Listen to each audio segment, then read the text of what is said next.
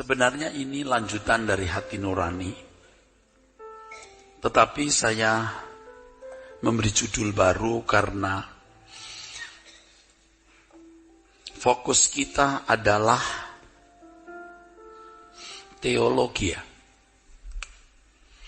Kita mau belajar apa itu teologi.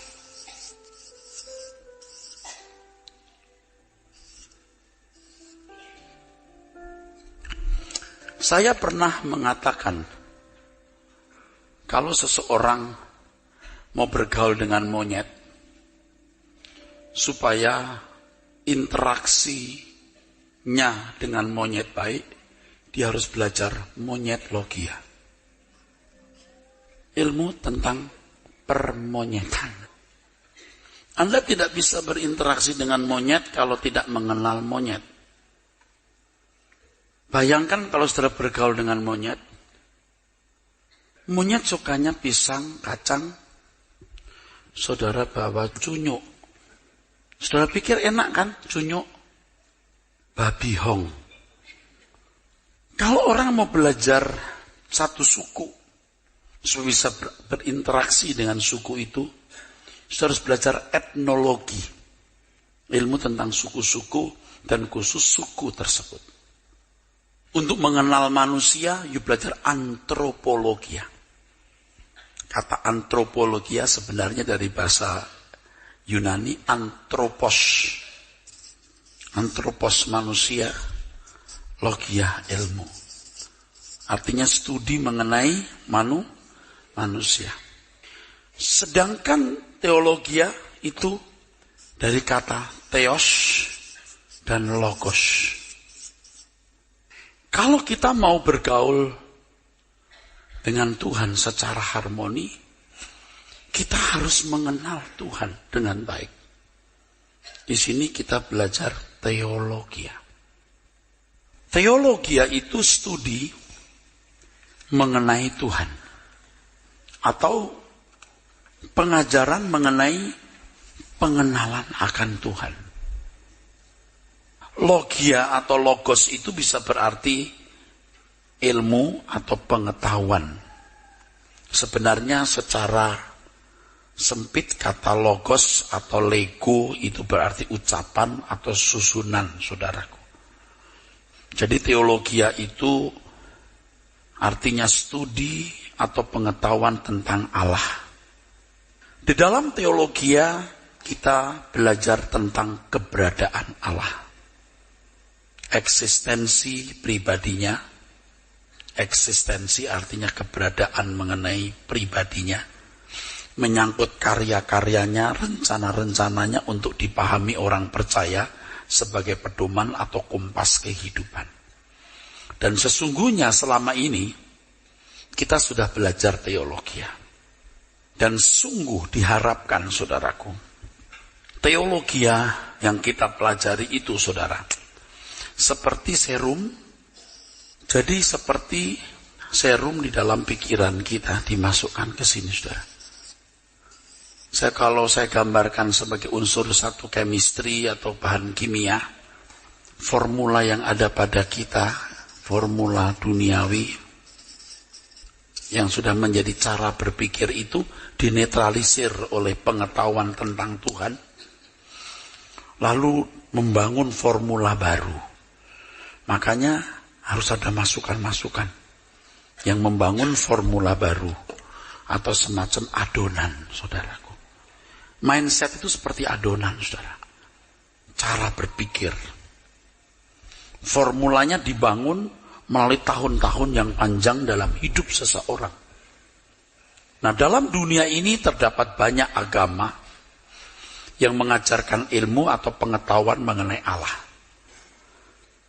Dan di Indonesia ini sadar atau tidak sadar, orang-orang menyerap apa yang diajarkan agama-agama di sekitarnya, termasuk orang-orang Kristen. Sungguh, tidak sedikit pembicara Kristen karena tidak memiliki platform basic dasar yang benar dan kuat dari Alkitab, Khotbah-khotbahnya sangat sesuai dengan agama-agama di sekitarnya. Sesuai, saudaraku. Mereka berusaha membangun doktrin dan pola kehidupan yang berdasarkan apa yang mereka dengar. Padahal mestinya mereka menggali isi Alkitab. Sekarang kalau dari seorang yang berasal dari agama lain, berasal dari seorang atlet, pedagang, pengusaha, dukun, jadi pendeta, dengan kesaksian yang luar biasa, lalu mulai berkhotbah. Mungkin khotbah pertama, kedua, sampai keempat, kelima bagus. Selebihnya pasti rusak.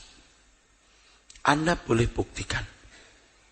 Memang belum ada analisa mengenai hal ini, karena menyangkut perasaan orang, jadi tenggang rasanya orang Indonesia itu kan tinggi. Misalnya coba selidiki orang-orang yang berasal dari pengusaha, dukun, atlet, khotbah-khotbah mereka. Kalau dipelajari, menyimpang dari kebenaran Alkitab. Tetapi di Indonesia ini kan banyak orang yang memang kurang kritis.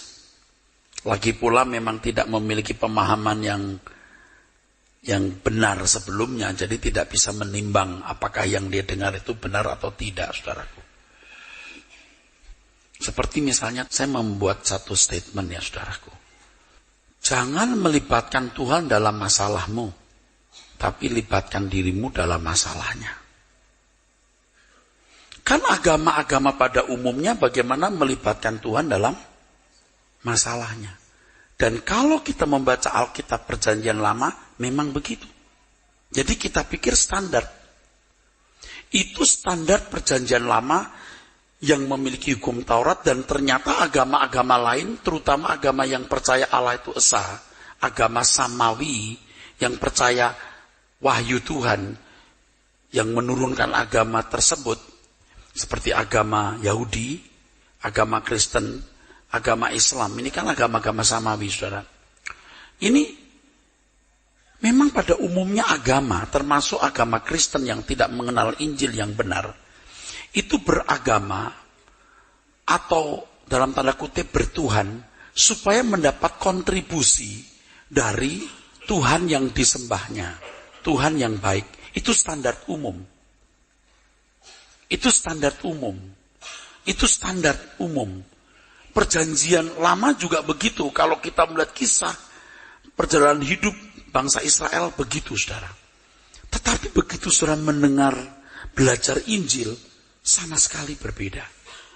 Kalau kamu tidak melepaskan nyawamu, tidak melepaskan segala sesuatu, kehilangan nyawamu, beda. Apakah kita tidak boleh melibatkan Tuhan dalam masalah kita? Tidak boleh. Tapi kita punya masalah, Pak. Oh iya. Buatlah masalahmu itu jadi masalah Tuhan. Baik kau makan atau minum, atau melakukan segala sesuatu, lakukan semua itu untuk kemuliaan Tuhan. Jadi kamu tidak punya masalah. Bagaimana aku bersekolah, kuliah, kerja, karir, menikah, dan lain sebagainya untuk Tuhan. Ini standar. Saudara, sebagian juga tidak mengenal standar ini loh. Saya termasuk yang tidak tahu. Baru tahu sekarang. Atau bulan-bulan belakangan ini saya baru tersadar, baru siuman. Mesti begitu. Tapi karena saudara punya pengenalan yang salah tentang Tuhan selama bertahun-tahun dan tidak bisa berubah, berat mendengar saya bicara ini, berat. Tapi kalau saya kan serumnya udah banyak. Saya kan mendapat banyak kebenaran. Jadi proses netralisirnya lebih cepat kalau membentuk formula baru, saudara. Melihat dunia sudah nggak semangat. Ya semangat saya kalau hanya khotbah begini, begitu. Mulai saya arahkan hati saya ke surga. Saya harus jadi contoh. Saya harus nyebrang dulu. Baru saya bisa menyeberangkan saudara. Kalau saya masih menggemari dunia, senang dipuji, lalu menyenangi dosa, saya nggak bisa menyeberangkan ke sana. Tadi waktu saya berdoa, Tuhan, buat aku menyeberangkan mereka, sambil pecah. Kalau saya pecah, nangis terseduh-seduh kan, jadi repot saya. Tapi dunia ini sebenarnya sudah tidak bisa diharapkan. Nah, yang anak-anak kita ya udah kita besarkan, nanti mewarisi pengenalan akan Allah yang kita miliki, meneruskan pekerjaan Tuhan yang kita emban hari ini. Suruh kerja yang baik, suruh kuliah, studi, bisnis yang baik. Kitanya sudah nggak mengharapkan, nanti kalau aku punya villa di Perth, kalau nanti penthouse, kalau nanti mobilku ganti. Udah jangan. Di sini Anda nggak diajar begitu. Ya, mobil perlu beli saja, tapi jangan merasa bisa nyaman dan bahagia dengan barang-barang itu. Sayanya sendiri juga harus sudah benar dulu. Jangan Anda lalu berpikir, wah, kita nggak semangat cari uang. Saudara, kalau nggak semangat cari uang, lalu gimana? Semua kita harus kerja keras. Anak-anakmu harus sekolah dengan baik, cari sekolah yang baik. Ya harus bisa bantu, harus bisa mengembalikan kebaikan orang tua. Harus bisa membalas kebaikan orang tua, harus menolong keluarga besarmu yang kekurangan. Kita harus kerja keras.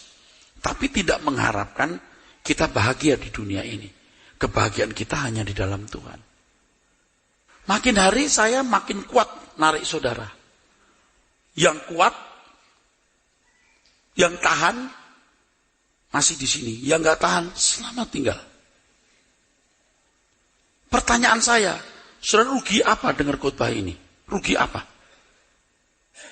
Kita gak semangat, Pak. You salah loh. Yang ngomong aja semangat, aku gak kebagi kok, kayak gak ada semangat ya Pak. Iya, karena lihat dunia sudah gak ada harapan.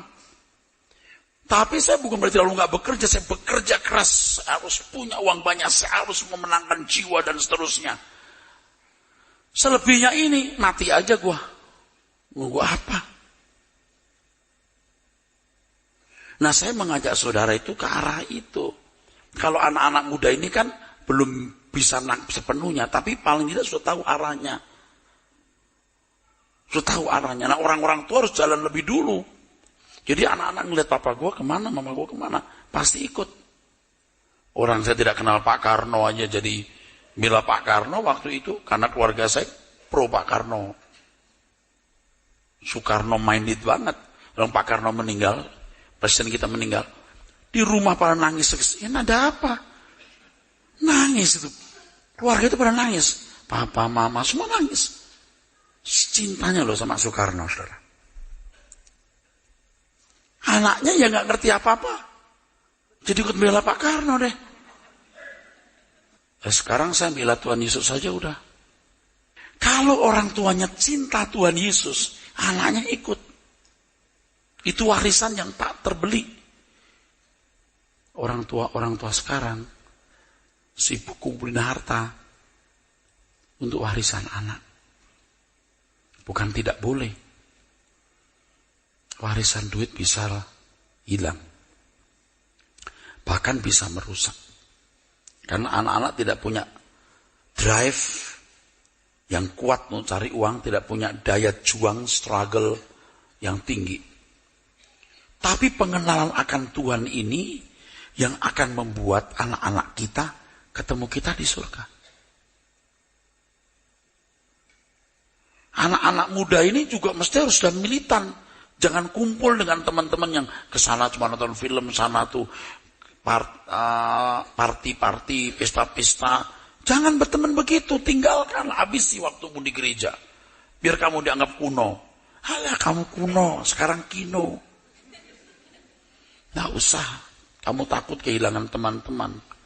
Ayo kamu masuk ke wilayah ini, saudaraku. Nah, kenapa kita tidak bisa militan? Karena Injil yang diajarkan itu bukan Injil yang diajarkan Tuhan Yesus. Paulus dalam Galatia pasal 1 mengatakan, seandainya aku memperkenan hati manusia, aku bukanlah hamba Kristus. Jadi kalau aku masih mau menyenangkan hati orang, aku bukan hamba Kristus. Anda tahu konteksnya apa waktu ngomong begitu? Konteksnya ketika dia berbicara soal Injil yang benar, Injil yang tidak benar. Injil yang benar yang kusampaikan membuat orang memang tidak senang. Manusia nggak berkenan. Paulus gemes banget loh. Dia berkata, sekalipun dia malaikat, kalau dia memberitakan Injil tidak sama seperti yang kami beritakan, terkutuklah dia. Kenapa? Karena pengertian akan kebenaran ini menentukan selamat tidaknya seseorang. Makin hari pakai perang kita makin kenceng. Pakai perang kita makin kenceng. Kita ajarkan kebenaran, kita bilang, ini hitam. Berarti yang hitam itu kayak begini. Kalau kita bilang, ini putih, yang itu hitam.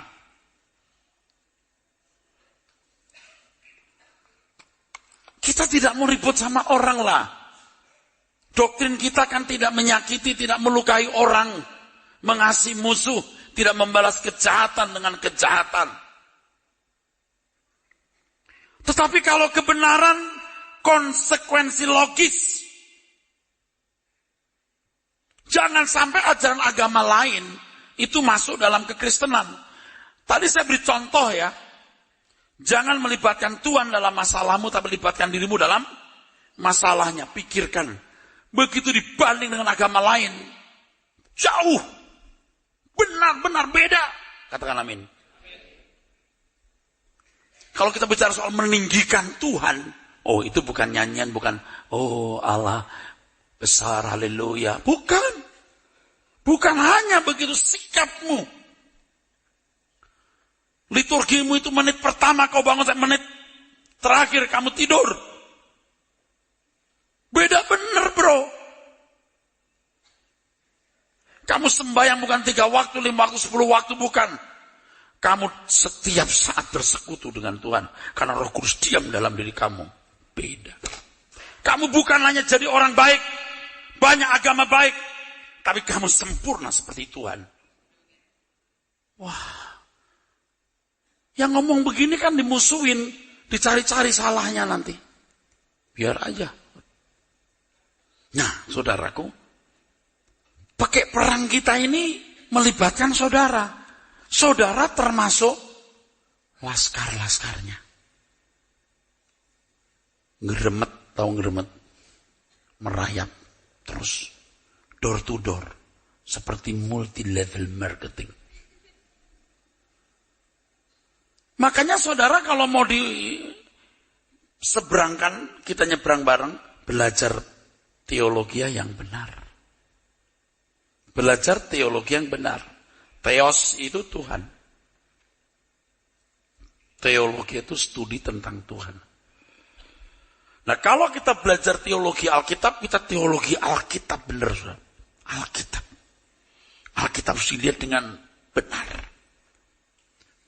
Sejarah bangsa Israel, kitab Kejadian, zaman Perjanjian Baru, rasul-rasul, harus jelas. Jadi Alkitab itu hanya untuk orang yang berurusan dengan Tuhan, bukan untuk orang yang mau cari kepentingan diri sendiri. Semua juga untuk Tuhan, karena kita makhluk ciptaan yang tidak punya hak hidup, yang hidup ini hanya untuk kepentingan Tuhan. Penuh untuk itu. Nah irama saya juga udah terlanjur salah kan Pak. Saya sekolah, saya kuliah, mau jadi dokter. Itu kan ada agenda pribadi di balik itu. Keren dong dokter. Keren dong punya jabatan. Keren dong namanya terkenal. Baru-baru ini saja saya sungguh-sungguh bertobat. Nah, serapan dari agama-agama yang ada di sekitar itu mirip dengan agama Yahudi. Ini masalahnya, kenapa banyak orang sesat? Anda ngerti maksud saya? Ini begini saudara. Tragis di sini saudaraku. Ini salib, ini perjanjian lama, ini perjanjian baru. Ini teologi PL itu X. Ini tidak sama dengan Y.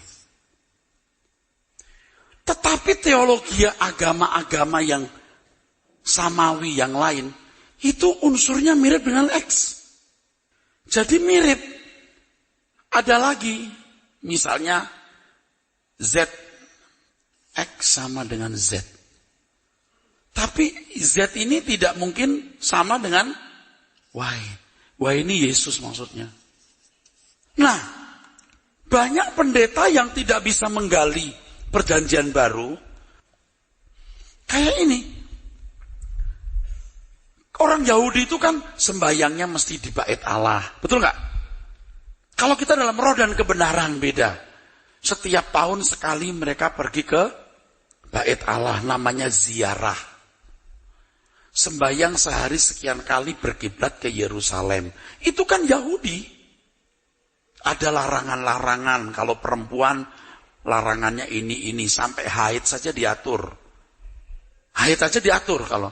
Pakai bajunya bagaimana. Tidak boleh kelihatan auratnya dan lain-lain. Diatur. Makanya apa yang boleh, yang halal atau haram.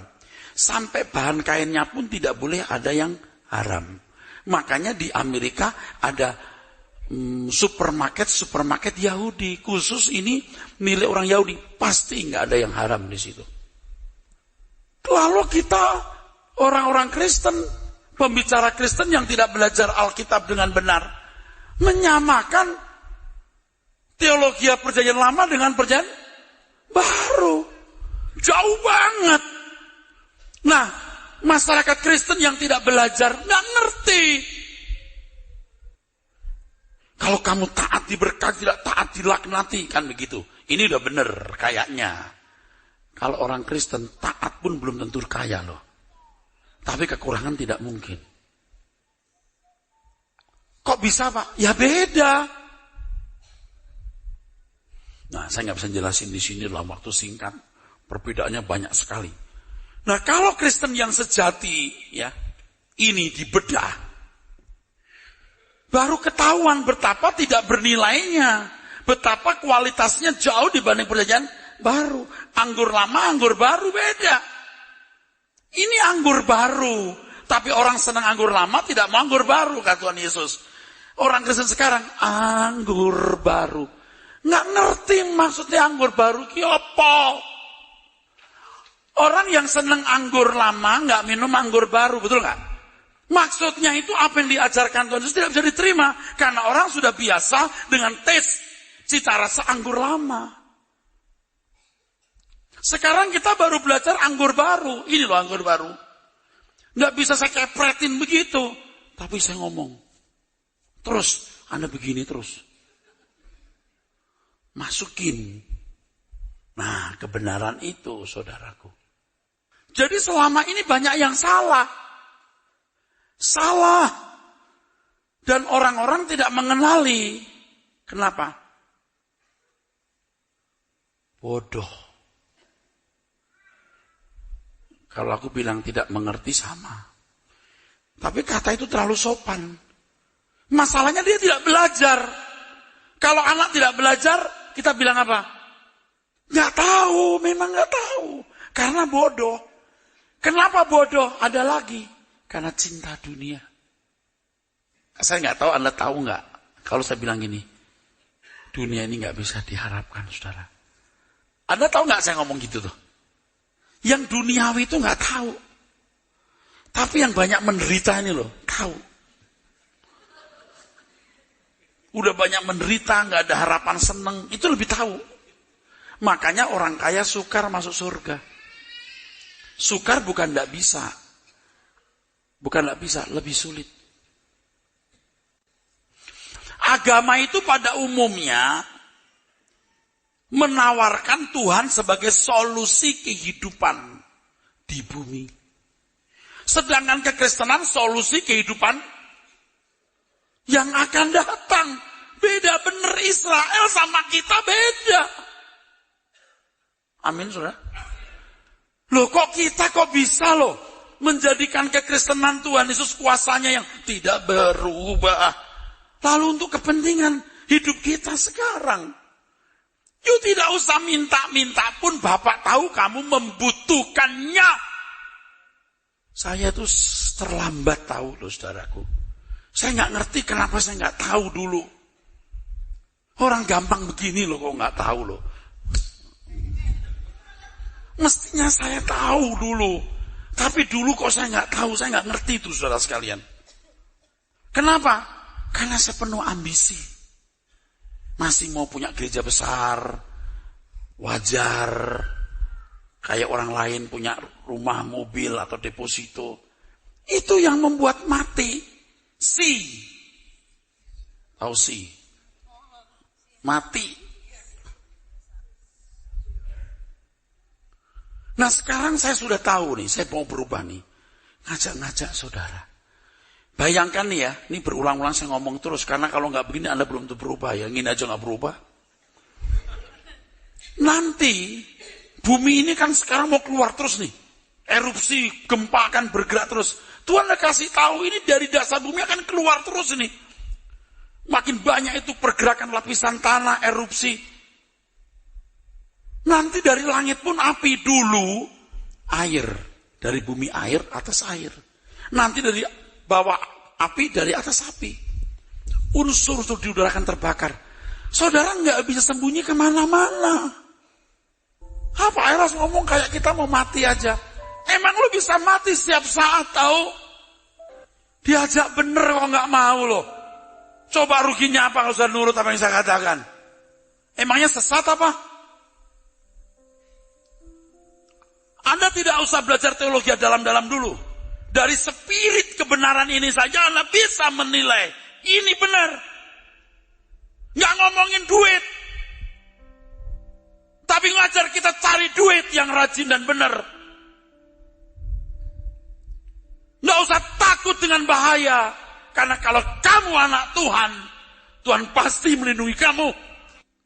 Kalau pengajaran yang salah di luar gereja masuk, yang melegitimasi itu pendeta-pendeta yang top, apalagi sudah buat mujizat. Saya udah ngomong di sini kan, beritakan Injil, tanda-tanda ini akan menyertai kamu. Betul nggak? Mujizat pun terjadi. Bukan nggak terjadi, bisa terjadi. Karena Tuhan menggenapi janjinya, tapi yang bikin mujizat nanti urusan sama Tuhan. Baik tidak baik Injil diberitakan, oke silahkan. Itu mengerikan saudaraku. Tapi kita memilih ajaran yang benar saudara. Memang tidak menyenangkan. Baca dulu Galatia 1, 9-10. Saya cuma mau membuktikan begini Bapak Ibu. Yang saya ngomong pasti nggak disukai.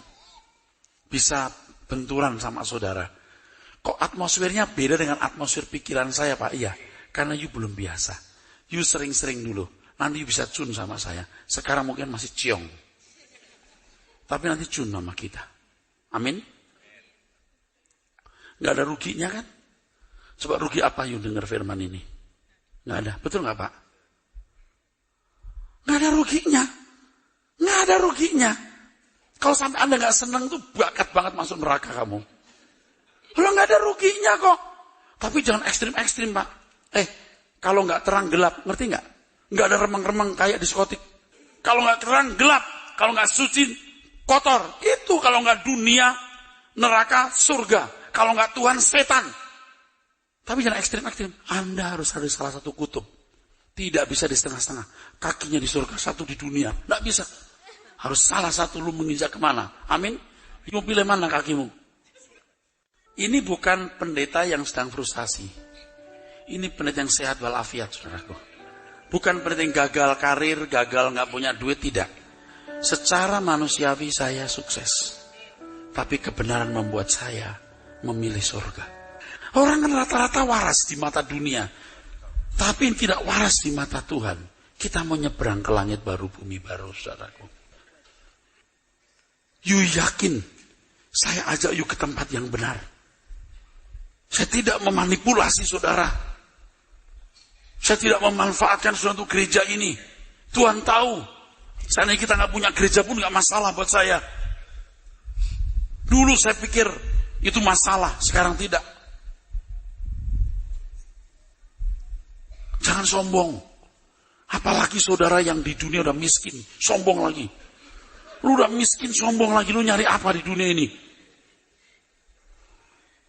Enggak, saya melihat orang-orang yang udah jelas lu tuh gak punya masa depan juga di dunia ini.